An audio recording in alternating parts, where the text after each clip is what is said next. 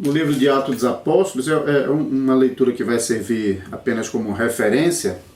Eu não vou explicar o texto, mas vai servir como uma referência. O texto de Atos, capítulo 1, eu vou ler a partir do versículo 6, e depois eu leio os primeiros versículos do capítulo 4. Então, Atos, capítulo 1, versículo 6 em diante. Então os que estavam reunidos lhe perguntaram: Senhor, será este o tempo em que restaures o reino a Israel? Respondeu-lhes: Não vos compete conhecer tempo ou épocas que o Pai reservou pela sua exclusiva autoridade. Mas recebereis poder ao descer sobre vós o Espírito Santo, e sereis minhas testemunhas, tanto em Jerusalém como em toda a Judéia e Samaria e até aos confins da terra. Ditas essas palavras, foi Jesus elevado às alturas à vista deles, e uma nuvem o encobriu dos seus olhos. E estando eles com os olhos fitos no céu, enquanto Jesus subia, eis que 2 varões vestidos de branco se puseram ao lado deles, e lhes disseram: Varões galileus, por que estáis olhando para as alturas? Esse Jesus que dentre vós foi assunto ao céu, virá do modo como o viste subir. Então voltaram para Jerusalém, do monte chamado Olival, que dista daquela cidade tanto quanto a jornada de um sábado.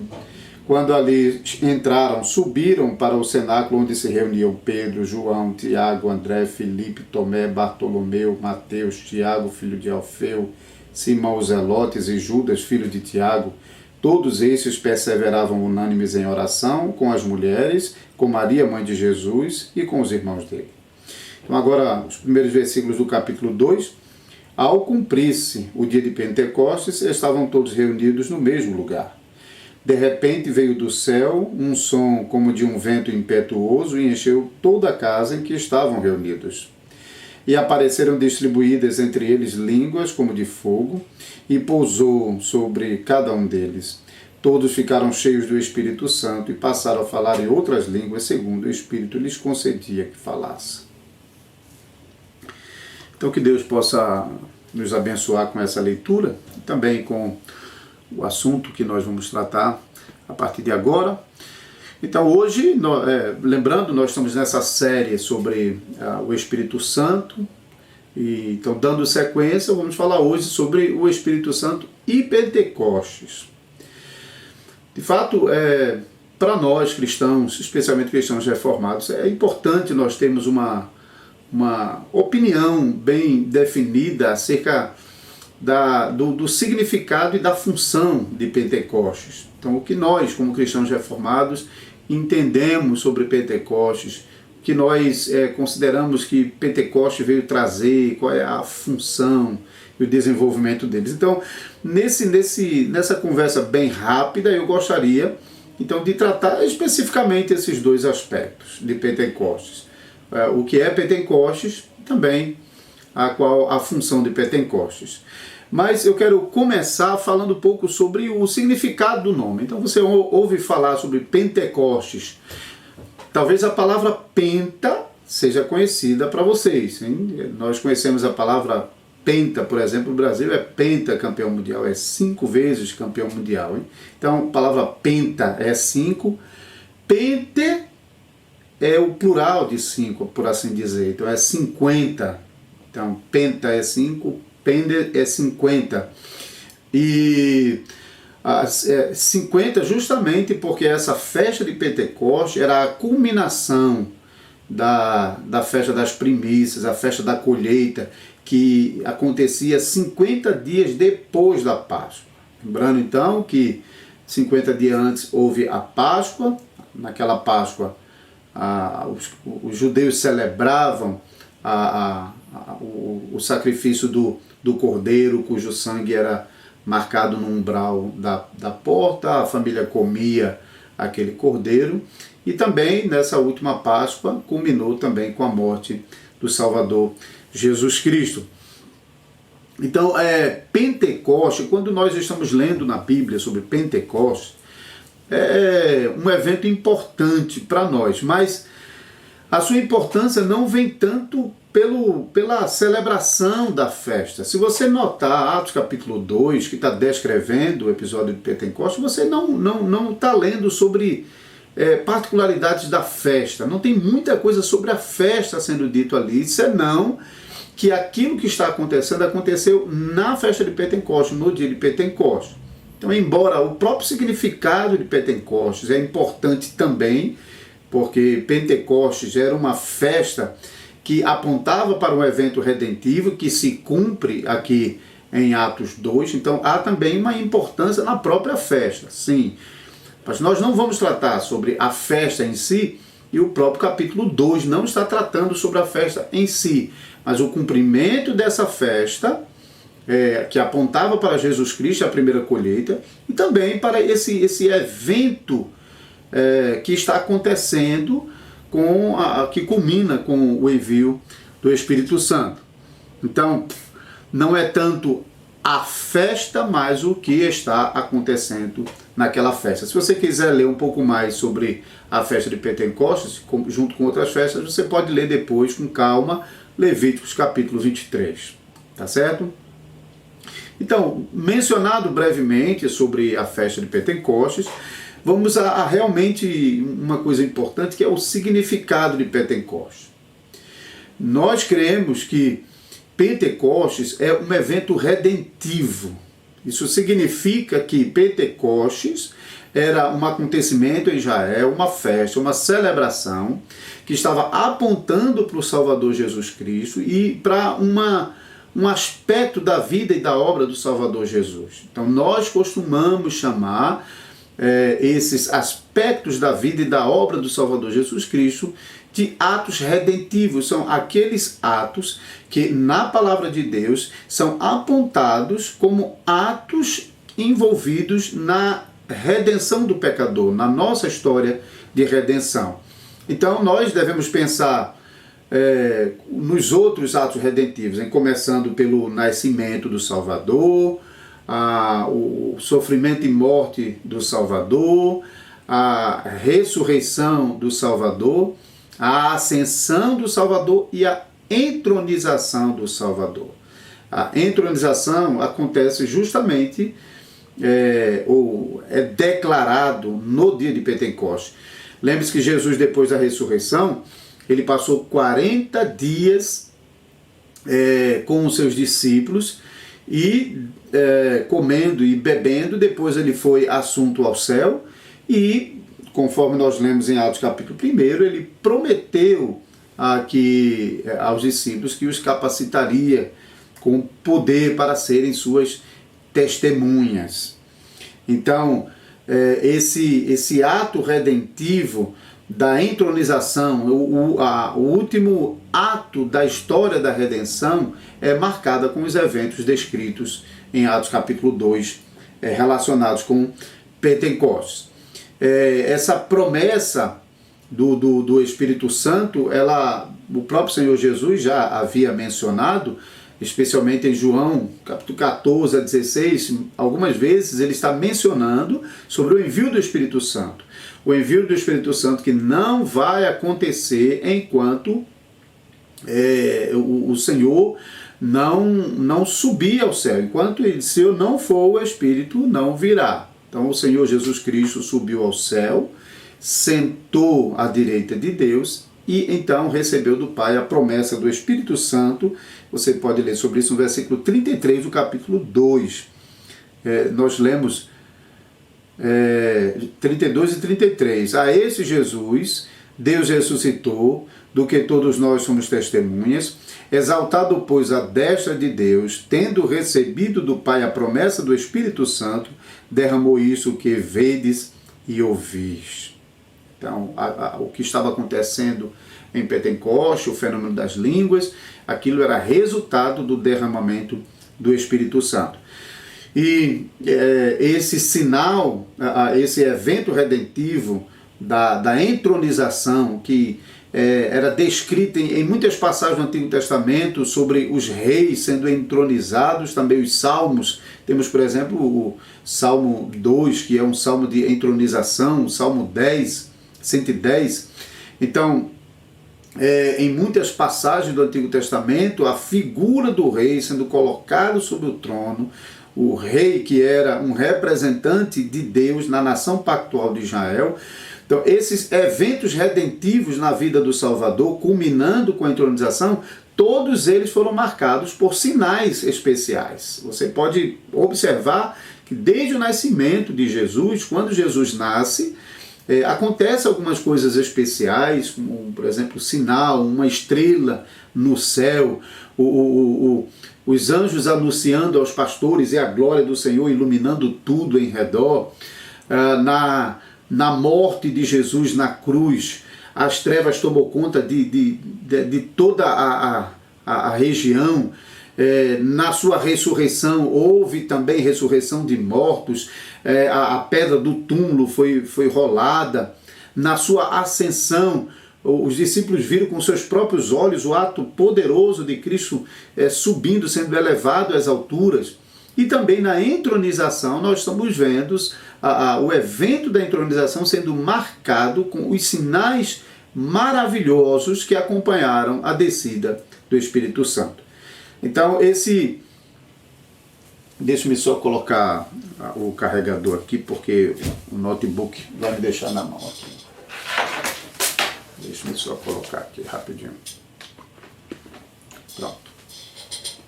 Salve pelo gongo. Deixa eu ver aqui a marquinha verde.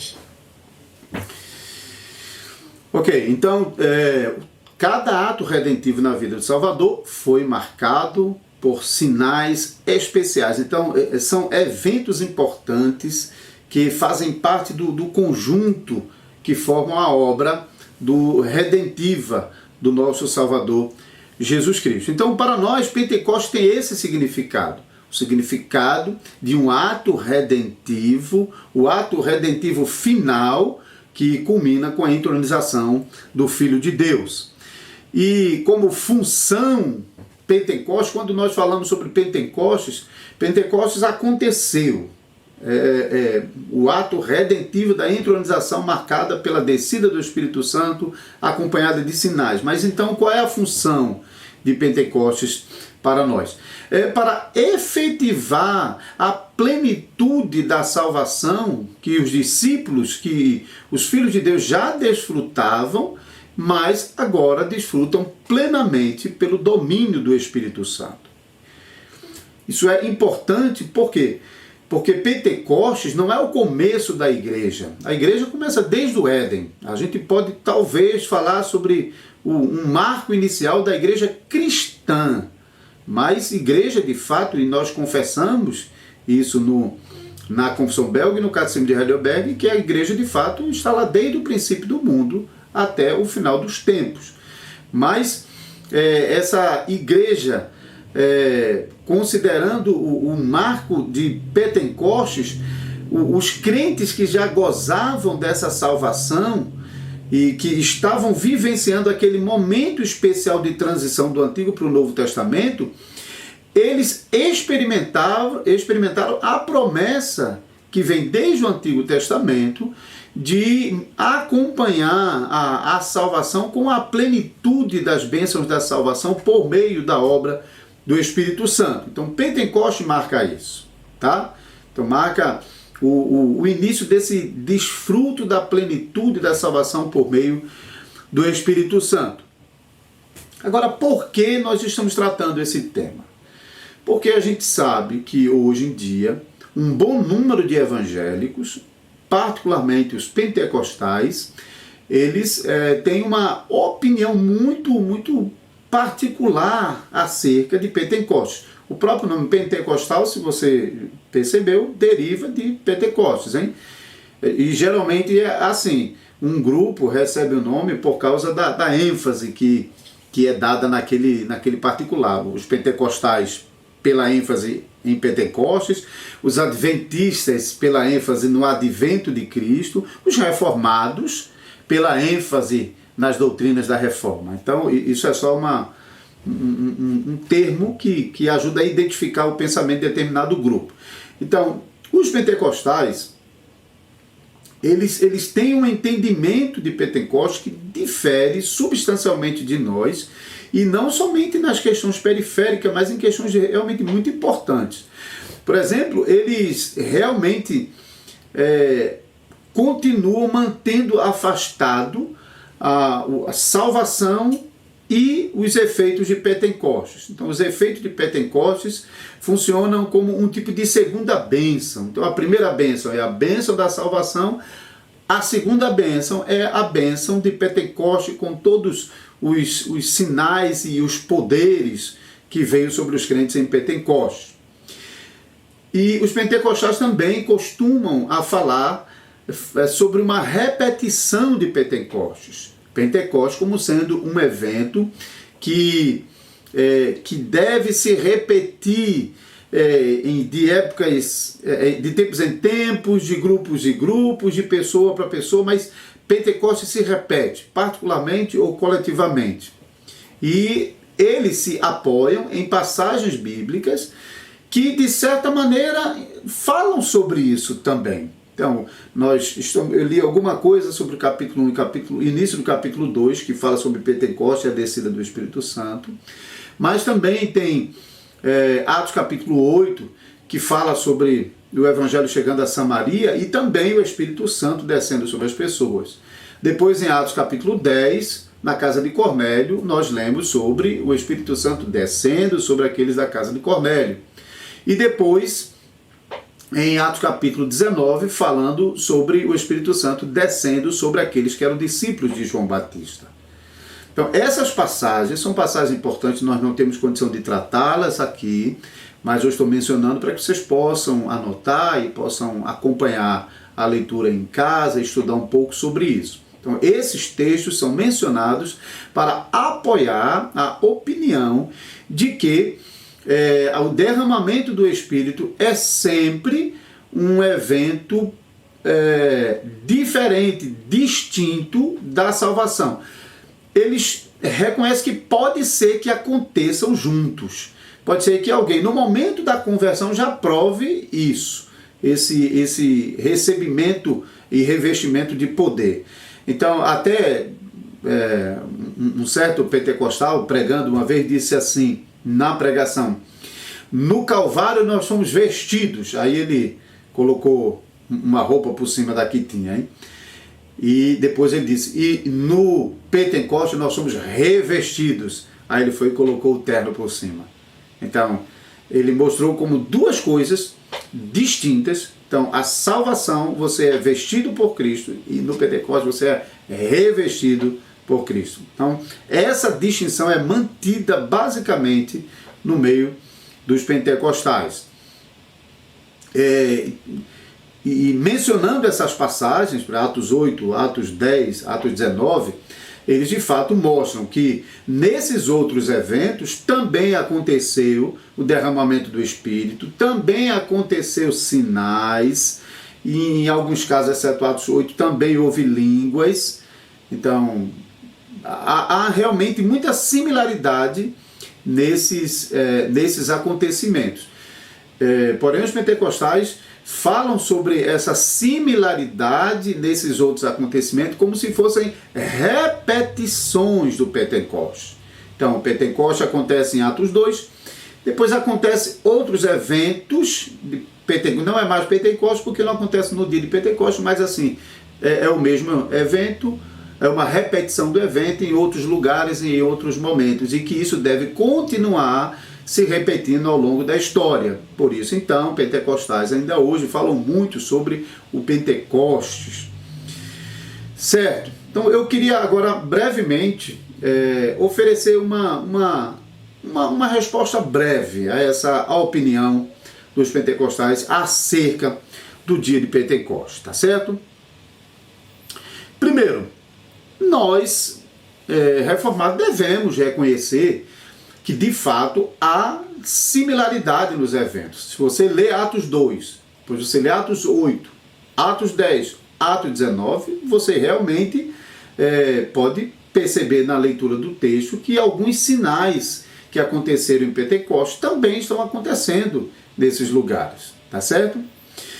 Mas apesar disso, isso não implica que esses acontecimentos foram repetições de Pentecostes, porque eu vou explicar um pouco mais adiante que ao invés de falar sobre repetição do Pentecostes, esses outros eventos nada mais é do que o próprio Pentecostes, estendido. Então, o evento de Pentecostes foi um evento múltiplo, foi um evento que teve manifestações em diferentes momentos e lugares. E eu vou explicar um pouquinho mais sobre isso. Também devemos reconhecer que Pentecostes e os demais eventos citados em Atos 8, Atos 10, Atos 19, foram distintos da salvação. De fato, a gente, como reformado, temos de reconhecer isso. Porque o texto claramente, algumas passagens bíblicas mostram que esses discípulos que estão recebendo o Espírito Santo, eles já eram salvos. Eles já eram discípulos de Cristo. Eles já gozavam da salvação. Mateus 16, 15 e 20, Jesus diz que eles tinham a autoridade do Espírito Santo. João capítulo 15, naquela parábola da figueira, mostra claramente que os discípulos estavam unidos a Cristo. Então, não podemos dizer que eles não eram crentes e então eles estão se tornando crentes em Pentecostes. Eles já eram crentes. E em certa medida eles já tinham o Espírito Santo. Mas eles não tinham o que está prometido aqui em Pentecostes, essa plenitude do Espírito Santo. Então essa vinda do Espírito Santo não significa que o Espírito Santo não estava aqui na terra, mas significa que agora o Espírito Santo ele vai atuar na plenitude na vida de crentes para que eles possam viver e desfrutar abundantemente dessa salvação. Então, os apóstolos de Jesus Cristo e os demais discípulos que haviam crido no Senhor Jesus e estavam seguindo Jesus, eles já eram crentes. Agora, uma coisa muito importante que talvez seja ignorado pelos pentecostais é que esses primeiros discípulos de Jesus Cristo, eles estavam vivendo um período especial que nem os profetas antes dele viveram e nem nós vivemos. Nós vivemos em uma época diferente da época do Antigo Testamento. Então, os apóstolos, os profetas olhavam para o futuro, para o que nós vivemos hoje. Nós, quando olhamos para o Antigo Testamento, nós estamos olhando para a promessa da realidade que nós vivemos hoje. Essa geração da época de Jesus Cristo, eles estavam, por assim dizer, pisando nos dois testamentos ao mesmo tempo. Eles estavam pisando no Antigo e no Novo Testamento. Eles, ao mesmo tempo que ainda viviam sobre a égide do Antigo Testamento, porque Jesus ainda não tinha consumado a obra redentiva, então eles ainda estavam, em boa medida, seguindo conforme as regras do Antigo Testamento. Pense, por exemplo, quando Jesus curou aqueles leprosos, e ele mandou, o único leproso que retornou para agradecer, ele mandou que ele se apresentasse ao sacerdote para oferecer o sacrifício conforme estava na lei. E os próprios pais de Jesus ofereceram o sacrifício e o circuncidaram conforme a lei. Mas esses mesmos discípulos estão pisando agora no Novo Testamento. Jesus morreu, ressuscitou, subiu ao céu, está sentado à direita de Deus, e agora realmente nós estamos entrando na plenitude do Espírito Santo na dimensão do Novo Testamento. Então, essa geração, ela está vivendo um momento muito diferente do nosso. Ela tem as duas coisas ao mesmo tempo. Então, esses discípulos de Jesus Cristo, os apóstolos, os demais discípulos, eles tinham crido em Cristo, estavam pisando ainda nos caminhos do Antigo Testamento. Quando o Messias veio, eles creram no Messias, tiveram fé e foram salvos dos seus pecados com base na fé no Messias, porém eles ainda não tinham a plenitude da promessa que só viria depois que o Messias subisse ao céu e sentasse no trono da majestade nas alturas. Então, nós temos que distinguir o que acontece com essa geração daquilo que vai acontecer com os crentes posteriormente.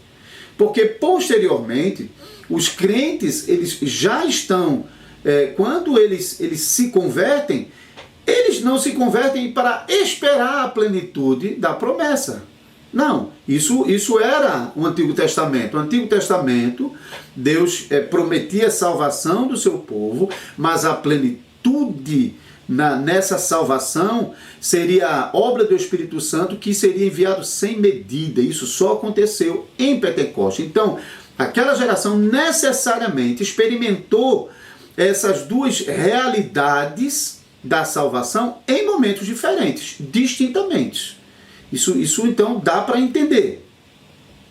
Então os crentes creram, foram salvos, mas esperaram a promessa. E no Antigo Testamento, muitos não experimentaram o que a gente experimenta. Essa geração de Jesus experimentou as duas coisas. E nós, hoje, já entramos, já nos convertemos a Cristo na dimensão do Espírito Santo. Quando nós nos convertemos a Cristo, nós recebemos a plenitude da vida. Nós não esperamos mais que um Pentecostes vai acontecer. Nós não esperamos, nós aceitamos Jesus e agora esperamos que aconteça a segunda bênção, que é Pentecostes. Não, nós já entramos, nos convertemos, entramos na fé, no povo de Deus, na era do Pentecostes, no domínio do Espírito Santo. Tá bom? Então esse aspecto é muito importante para a gente entender que Pentecostes, de fato, quando a gente pensa sobre o evento de Pentecostes, aquele Pentecostes particular que aconteceu 40 dias depois da morte de Jesus Cristo, 50 dias depois da morte de Jesus Cristo, aquele Pentecostes aconteceu e naquele momento existia ainda uma distinção entre Antigo e Novo Testamento. Eles estavam pisando nos dois testamentos. Essa distinção não existe mais. Então nós podemos afirmar, por essa razão, que Pentecostes não é um evento para ser repetido. Também devemos afirmar que Pentecostes não é um evento a ser repetido, porque Pentecostes é um evento redentivo na vida do Salvador. Então, Jesus nasceu uma vez e viveu. Jesus sofreu, morreu e foi sepultado uma vez. Jesus ressuscitou e se mostrou vivo uma vez, de uma vez por todas. Jesus subiu ao céu de uma vez por todas e permanece sentado no trono da majestade nas alturas até o dia final. Então são eventos que não se repetem. Quando nós entendemos Pentecostes dentro desse evento redentivo, é fácil para nós compreender que Pentecostes não se repete. Se você olhar para os eventos históricos do Antigo Testamento, é uma ilusão quando pessoas estão falando sobre Deus vai abrir o Mar Vermelho, Deus vai abrir o Jordão. São eventos que aconteceram uma vez na história do seu povo como testemunho do poder de Deus, da provisão de Deus e das promessas de Deus para o povo da aliança. Não são eventos para serem repetidos. Então, Pentecoste foi um evento único. Mas mesmo sendo um evento único, nós precisamos reconhecer que Pentecostes não aconteceu somente ali. Pentecostes, enquanto o evento que marca a entronização do Filho de Deus, foi um evento que aconteceu em vários lugares. Pense, por exemplo, sobre o nascimento de Jesus, houve mais de um sinal. A estrela guiando os magos vindo do Oriente, a glória do Senhor aparecendo lá aos pastores. Então, da mesma forma, Pentecostes, como o marco da entronização do Filho de Deus, foi marcado pelo derramamento do Espírito Santo, e isso aconteceu em mais de um momento. Então, é assim que nós entendemos, quando nós olhamos para o evento registrado em Atos 8, em Atos 10, em Atos 19. Não olhamos para esses acontecimentos como repetições de Pentecostes, que Pentecostes é uma vez só, de uma vez por todas. Mas nós ainda os entendemos como fazendo parte de Pentecostes, do evento de Pentecostes. Então, o evento de Pentecostes não foi único, não foi somente aquele momento ali de Atos 2, mas ele aconteceu mais de uma vez. Então, por causa disso é que nós olhamos para esses acontecimentos de Atos 8, 10, 19 e nós percebemos que há uma similaridade muito grande com Pentecostes. Você vai ver que nesses textos fala sobre o derramamento do Espírito Santo, em alguns casos sobre línguas. Então, comparando essas similaridades, a gente não precisa dizer que Pentecostes está se repetindo. Mas Pentecostes ainda está acontecendo mesmo depois de Atos 2. Às vezes, uma falha dos pentecostais aqui é que, para eles dizerem que Pentecostes está se repetindo ainda hoje, continua se repetindo na história, eles precisariam demonstrar que o que está acontecendo hoje é a mesma coisa que aconteceu em Pentecostes. Por exemplo, que as línguas faladas hoje são as mesmas línguas faladas em Pentecostes, da mesma natureza. Isso vai ter mais para frente, nós vamos tratar em um programa específico sobre essa questão das línguas, o Espírito e as línguas estranhas. Então nós vamos chegar lá, tá certo? Nós vamos chegar lá, só esperar. Então, em conclusão, como é então que nós podemos falar de Pentecostes como um evento único, mas multifacetado, e se manifesta mais de uma vez em vários lugares? Nós lemos Atos capítulo 1, começamos com esse texto. Notem no versículo 8 que o Senhor Jesus Cristo prometeu que eles receberiam poder ao descer sobre vós o Espírito Santo, e sereis minhas testemunhas tanto em Jerusalém como em toda a Judéia e Samaria e até aos confins da terra. Nós entendemos que Jesus Cristo aqui está fornecendo um programa, como é que o Evangelho vai se expandir. Lembre-se que até então o Evangelho estava dentro da nação pactual de Israel, nunca saiu para ganhar o mundo. Aqueles que tiveram contatos saíram de suas terras e vinham para Israel para adorar a Deus em Israel e para serem instruídos em Israel. Eventualmente eles conheciam a fama do Deus de Israel por meio de viajantes e peregrinos, mas eles vinham para Israel. Agora não, Israel está indo para as nações. Esse é o programa do Senhor. Mas veja que começa por onde? Volte para Atos 8, em Jerusalém, como em toda a Judéia. Então Jerusalém ficava na Judéia. Então o efeito começa em Jerusalém, na Judéia. Mas depois se expande para onde? Para Samaria. Quem é Samaria? Samaria eram os herdeiros do restante da nação pactual de Israel. Se lembra que no passado Israel todo o território de Israel foi dividido em Reino do Norte e Reino do Sul. O Reino do Norte deixou de existir e o povo da terra se misturou com estrangeiros, e gerando a raça dos samaritanos, que os judeus tinham muita dificuldade com eles. Mas Jesus ainda olha com carinho para os samaritanos, não despreza os samaritanos e coloca eles dentro desse plano de expansão do Evangelho. Então começa com Jerusalém, sim. A promessa é para a nação pactual, a promessa é para Israel, começa em Jerusalém, mas se expande para Samaria e depois para os confins da terra. Então nós temos esse plano de espalhamento do Evangelho a partir de Jerusalém. De Jerusalém, por toda a Judéia, que Judéia é o território pactual de Israel naquele momento, e então para Samaria e até os confins da terra. Se você então vai olhar para Atos 8, o que acontece em Atos 8? Atos 8, o evento de Pentecoste, que aconteceu primeiramente em Jerusalém, ele se expande agora para acontecer em Samaria. Então não é uma repetição, é o evento Pentecostes. O evento redentivo que, segundo o plano de Jesus, ele vai se estender de Jerusalém para a Judéia e confins da terra.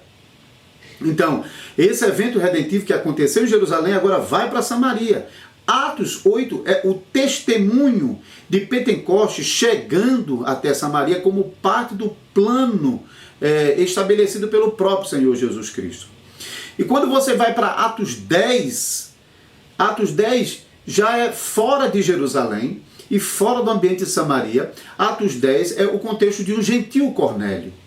Então, gentil Cornélio funciona como a terceira etapa desse programa de expansão do Evangelho anunciado pelo Salvador Jesus, que, começando por Jerusalém, chegou a Samaria e agora se espalha para os confins da terra a partir de Cornélio, o primeiro gentil nomeado ali.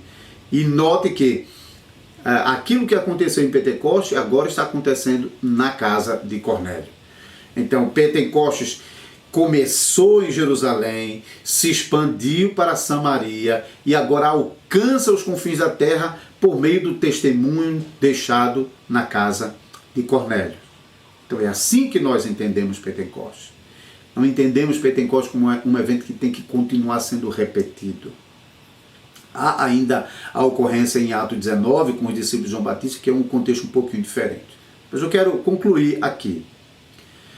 Pentecostes não é um evento que na história vai continuar sendo repetido, porque como evento redentivo, Pentecostes não se repete. Nenhum dos eventos redentivos na vida do Salvador se repete. Pentecostes aconteceu uma vez. Essa ocorrência, esse acontecimento redentivo, ele foi testemunhado em 3 regiões diferentes, como parte do programa de expansão e para testemunho do Evangelho. O Evangelho foi anunciado, reconhecido e aceito em Samaria por causa dos sinais, dos mesmos sinais que foram realizados em Jerusalém em Atos 2. Também na casa de Cornélio, o próprio Pedro vai dizer: como é que eu posso negar que esses sejam recebidos na fé por meio do batismo, se eles, assim como nós no começo, também receberam o Espírito Santo? Pedro liga diretamente o evento da casa de Cornélio ao evento de Atos 2, do dia de Pentecostes, como sendo a mesma coisa. Mas nós não esperamos que depois de Cornélio isso vai ficar acontecendo de novo. Por quê? Porque o Evangelho está se expandindo e aqueles que estão se convertendo já estão se convertendo na era do Espírito, no domínio do Espírito, na plenitude do Espírito. Eles não recebem uma salvação e não recebem a plenitude do Espírito para receber em algum momento depois, e alguns nunca receberem. Como acontece no meio pentecostal, se a pessoa não recebeu a evidência de línguas, então ele não recebeu essa plenitude do Espírito Santo. Eles podem ser salvos, mas eles não têm a segunda bênção. Então nós falaremos sobre isso um pouco melhor em outro programa.